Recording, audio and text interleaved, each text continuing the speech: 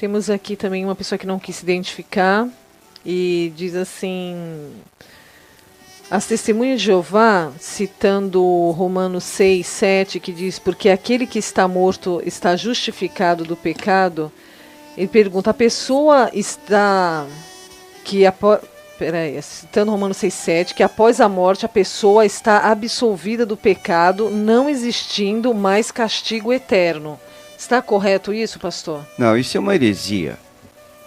Imagine, se a pessoa está absolvida do seu pecado, de todos os pecados que ela fez aqui na terra, porque a morte em si já cobre todos os pecados, ou seja, apenas a morte física, já acaba com todos os pecados que ela praticou. Ora, se a morte já absolve, que significa apaga os pecados, então perguntamos: para que Jesus veio ao mundo? Se Jesus veio para desfazer a obra do diabo e aniquilar o poder da morte, se uma pessoa, ela simplesmente morrendo já acabou, não precisa nem receber a Jesus como Salvador. Ao passo que a Bíblia diz em Romanos 6, 23, que a morte não tem um sentido de aniquilamento. Porque o salário do pecado é a morte, mas o dom gratuito de Deus é a vida eterna, por Cristo Jesus, nosso Senhor. Então, quando o homem pecou no Éden, Deus avisou: no dia que pecares, certamente morrerás. Só que o homem não morreu, no sentido de ser aniquilado no mesmo dia que pecou, ao tomar do fruto proibido. Ele continuou vivo. Ele morreu só com 930 anos. Essa morte é chamada por nós de morte espiritual.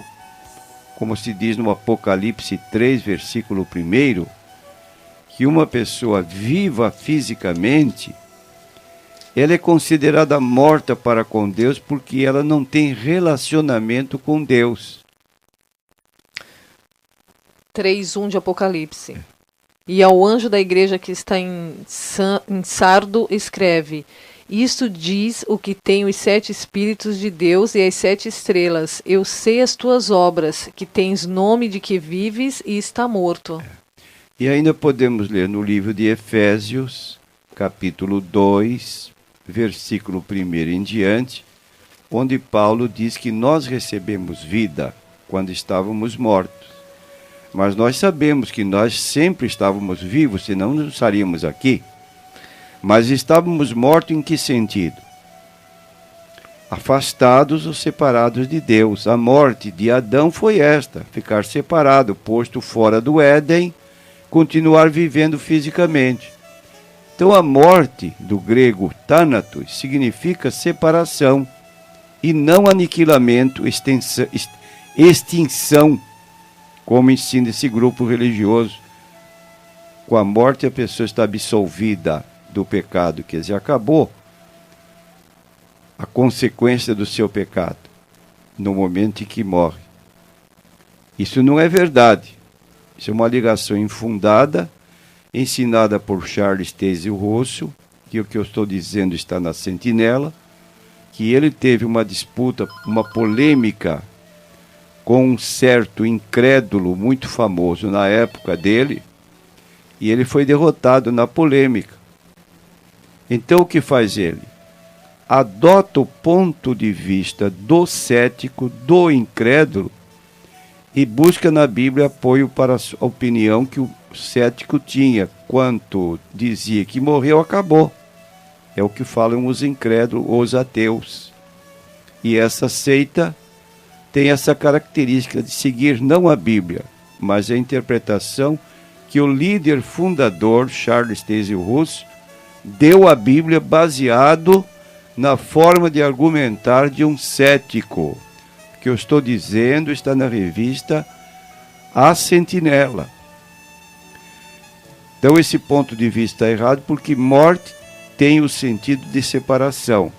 Aí diz então: e vos vivificou, estando vós mortos em ofensas e pecados, em que, noutro tempo, andaste segundo o curso deste mundo, segundo o príncipe das potestades do ar, do espírito que agora opera nos filhos da desobediência, entre os quais todos nós também antes andávamos nos desejos da nossa carne, fazendo a vontade da carne e dos pensamentos, e éramos por natureza filhos da ira, como os outros também. Mas Deus, que é riquíssimo em misericórdia, pelo seu muito amor com que nos amou, estando nós ainda mortos em nossas ofensas, nos vivificou juntamente com Cristo. De que modo estávamos mortos? Estávamos separados, vivendo fisicamente, o que demonstra que a palavra morte tem o sentido de separação e não de aniquilamento.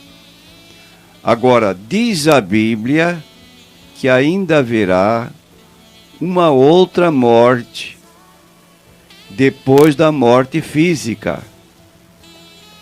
Nós lemos no livro de Hebreus 9, 27, que com a morte não se aniquila a pessoa. Ela está absolvida do seu pecado porque morreu fisicamente. E como aos homens está ordenado morrerem uma vez, vindo depois disso o juízo. Então, depois da morte, não quer dizer que não haja mais nada. Vem o juízo. E enquanto estamos com vida, Deus nos adverte para que aproveitemos a oportunidade para sairmos desse estado de morte, falta de relacionamento com Deus, separados ou afastados de Deus, e recebamos vida, entrar em comunhão com Deus. Porque do contrário, haverá ainda o juízo final, ou a morte ou separação eterna. Capítulo 2 do livro de Romanos, versículos 6 a 11, está dito pelo apóstolo Paulo que se desprezarmos a misericórdia de Deus, aguarda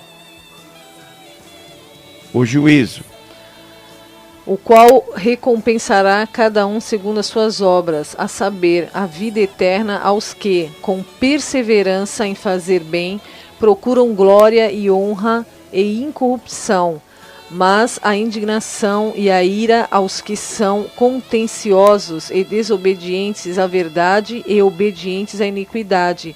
Tribulação e angústia sobre toda a alma do homem que obra o mal, primeiramente do judeu e também do grego.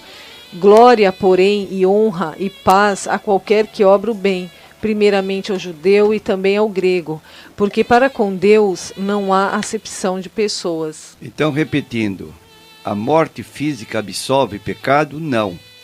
O sangue de Jesus Cristo nos purifica de todo pecado.